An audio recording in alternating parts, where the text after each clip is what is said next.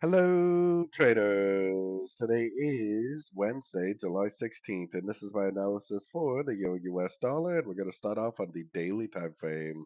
So on the daily, we are sitting at the 61%, and also we have a little bit of a top-bottom going on right here. There's going to be a lot of top-bottom traders probably trying to push this up, but as long as it doesn't make it a golfing move to the upside, as long as it doesn't break structure on the sort of time frames, I am definitely staying short.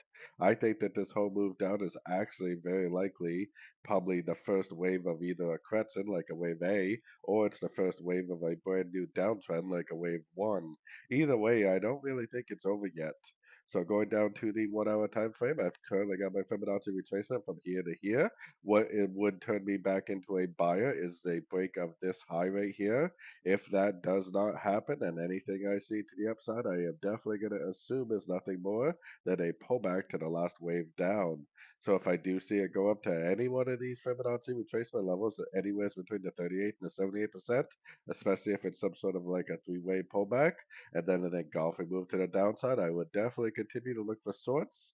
There is definitely no proof that the daily or the weekly move down is complete yet. So anyways, don't forget to check out my free Discord channel, link down here in the corner. Take a look at my website, fxpipcollector.com. And as always, thank you for watching and happy trading.